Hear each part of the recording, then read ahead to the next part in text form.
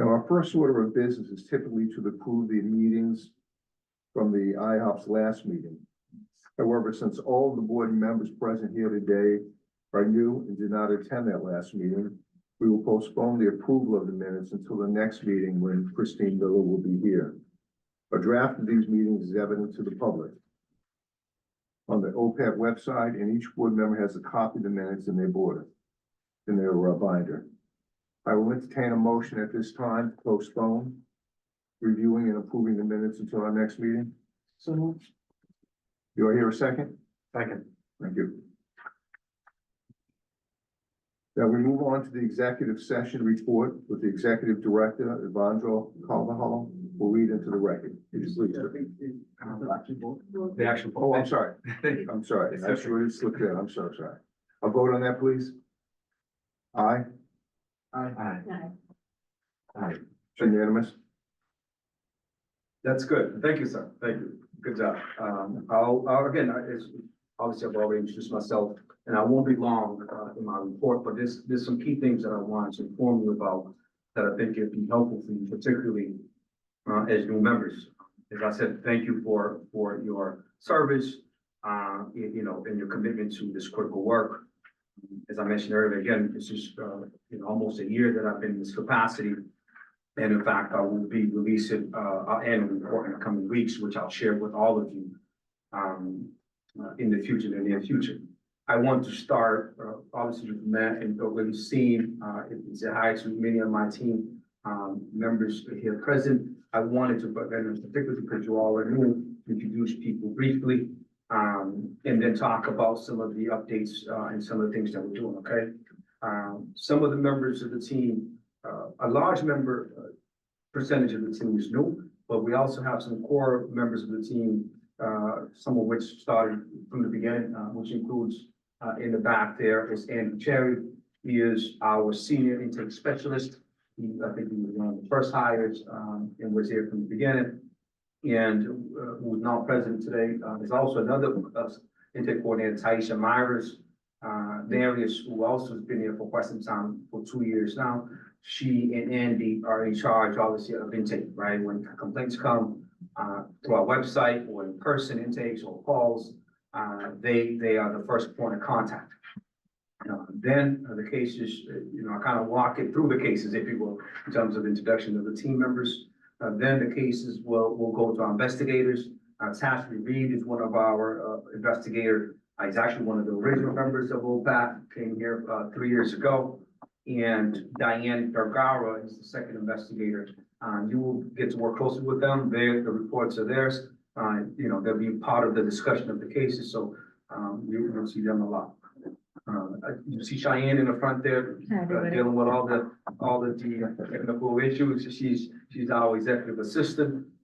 She was a youth coordinator before here, and has stepped up for the past 9 months or so, if not more, as a new executive assistant, helping move things forward, particularly for me and some of the other members of the team. Chief of Staff Mauer, I'm sure you've all talked to Mauer. Mauer is fairly new. One of the things that I mentioned earlier, if not in passing, more clearly, is that when I started back in May, the leadership team that existed from the beginning were not around. The ED left, the deputy left, and so had the chief of staff. So part of what I've been focusing on is building capacity to continue to do the work. And bringing Mauer on in October was critical. Mauer has experience in City Hall, is already plugged in, helping us moving things forward, including hiring, right?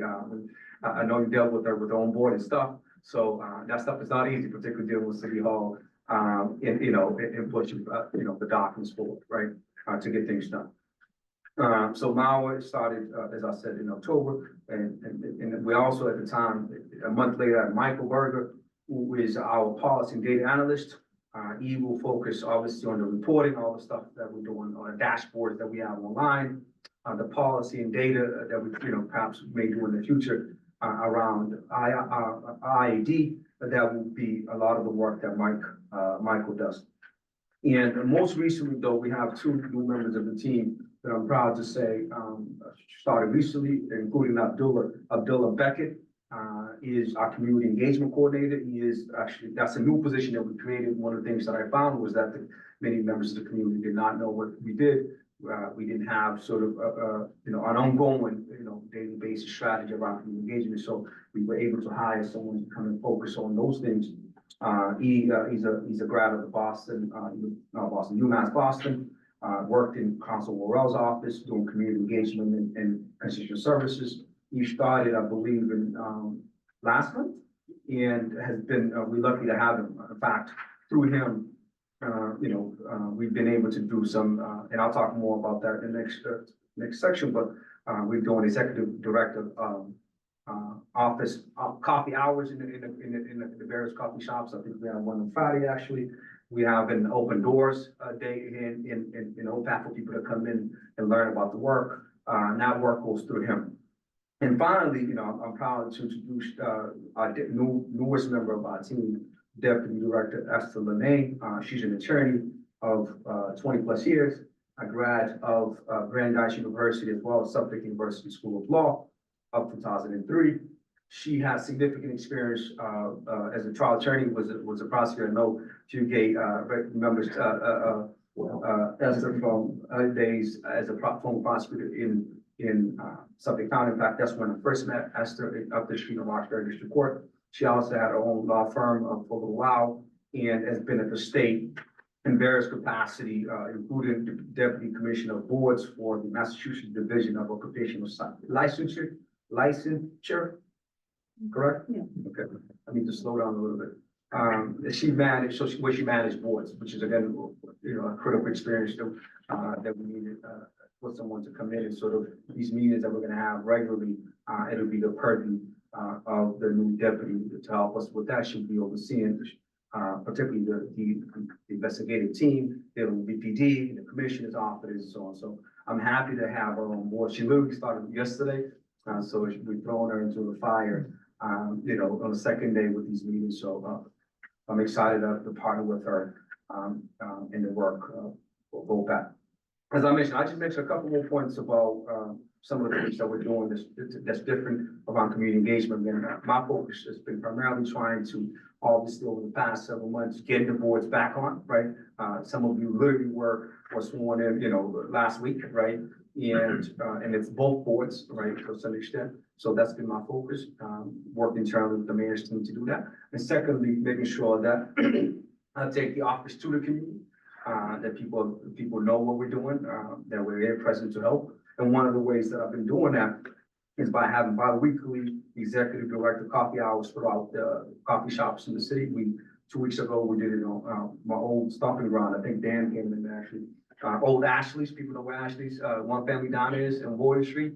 I grew up in that neighborhood, so it was great to be back over there. We've had 8 of those throughout the neighborhoods. We also have monthly open door days. It's every first Wednesday of the month, which I think it'll be next week.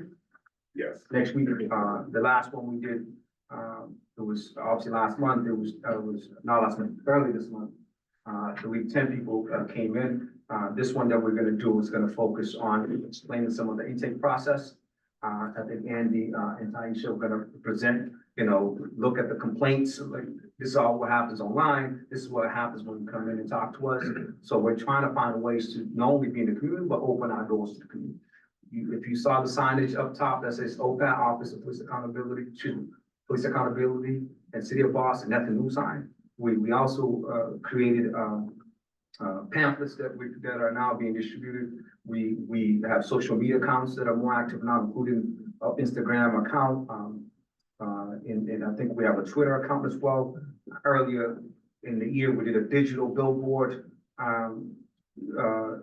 campaign where we had billboards, particularly the digital ones, when you see on the side of the highway and some of the train stations in the city of Boston, about OPAT, we're here to help, and so on. So those is, again, for me, the focus has been building capacity of, the team, which we'll continue to do. We're pretty well stacked now, particularly at the senior level. And the other good thing has been to be out and to do campaigns and publicity around the office, to be out explain the work that we do, getting pamphlets in. So a lot of that work, again, I feel very confident that now we're sort of in the second phase of up in the game, of leveling up, as people say, particularly now that the board's president to do the work that we have to do, okay? That's all I have for you. Happy to answer any questions. And then if not, we'll go into the rest of the agenda. Does anyone from the board have any questions on the executive director? I do. Go ahead. Again, It's okay. And it's your first time too, so please, Yeah. please answer the questions. Yeah, not, I'm not, happy to answer. not encroach upon the duties of the other board, but investigators here as well as, the legal staff or whoever.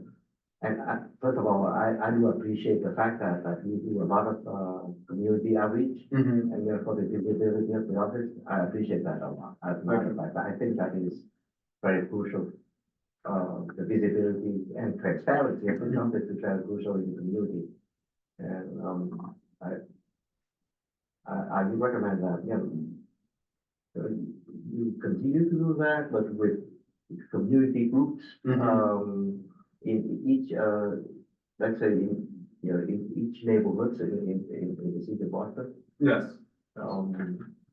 And also in different racial groups, Yeah. like the Vietnamese community, the Asian community, and whatnot. That's my first recommendation regarding the transparency part. The second question is, as I said, I'm not intending to encroach upon the civilian review board, but I do believe that investigators here are also charged with the duty to investigate civilian complaints. Correct. Right.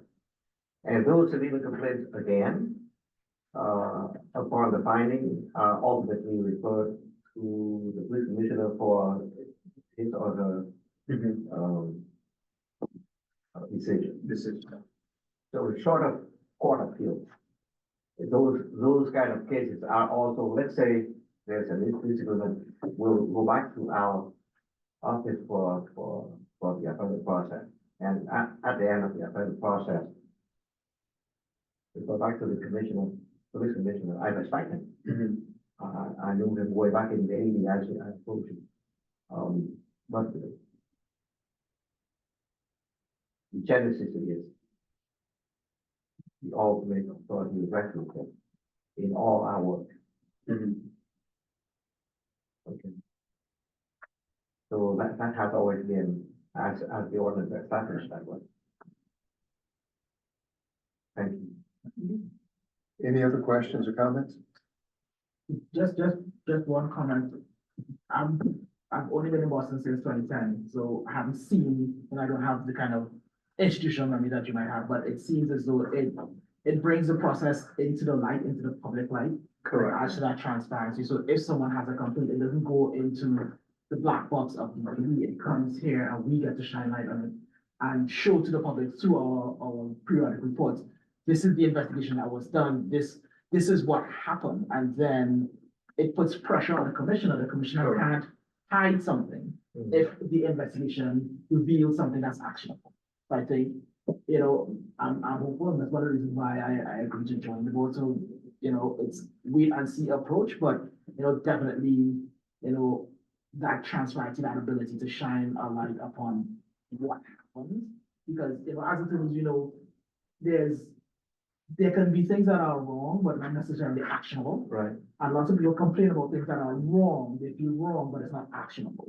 So we will be able to bring action where things are actionable, and it may not solve every complaint. People will still feel wrong, but hopefully we'll be able to bring action where action should be. Thank you. I agree. Right. So, and also there's another piece to that where they can come directly here. Correct. So that's a whole nother, Yeah.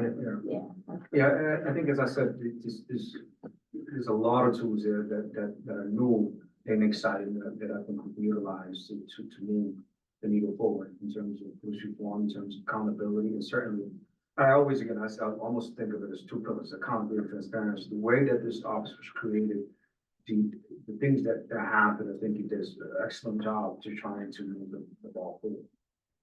Yes, there's some limitations, yes, perhaps, but I think there's plenty to get the job done. In the things. Any other questions or comments? My only comment would be I had an opportunity to meet with the executive director this morning, so although a number of you have questions, I had a lot of questions this morning. I just tried enough to answer before we came in here. Thank you. We really appreciate the fact that you take the time to answer our questions. Thanks, yeah, thank you. And again, the opportunity, this is the first day, right? So I appreciate all the questions and we're going to have, we'll do more trainings in specific spaces, right? Obviously, I'm happy to have one-on-one and discuss various issues and things that can be improved. But we are here to level up is what I'm saying, right? And, from the team's perspective and certainly for the new board, I'm looking forward for us to do amazing work together. And I think we have some team, as a team, particularly from OPAT side. I'm very encouraged by the team that we have now. And certainly look forward, particularly having a diverse board like this with different experiences of people for us to have, to move the needle for the people of the city of Boston. Just, and answering the question. We are going to meet until 2 o'clock or whatever. Are there breaks, bio breaks for us? We don't have scheduled in breaks, but you guys can always call for a break if you need one. I say. Oh, Yeah, really? yeah, so we're not, obviously we spent, I don't know how long it's been, but. I'm sorry for. And it's not, no, it's not your fault. I'm saying like the meeting is different today because we had to do some of the organization, you're all new. So, in the future, it'll be a lot more direct, but we can always take a break, particularly after a tough case or whatever the case. Again, we're here to be of help. Okay. Thank you. Anything further?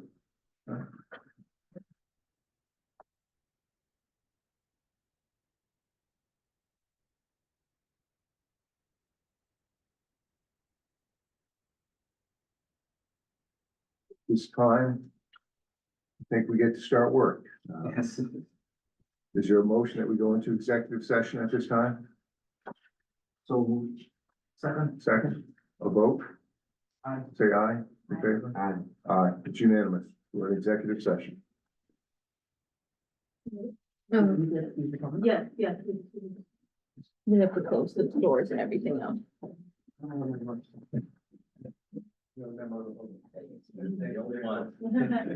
Sit there and look at you. We'll take a quick break and Now's a good time for you to break. Yes. Thanks. Yeah, very good question. Somebody will show you. I'll show you. If you're recording. I'm stopping it now.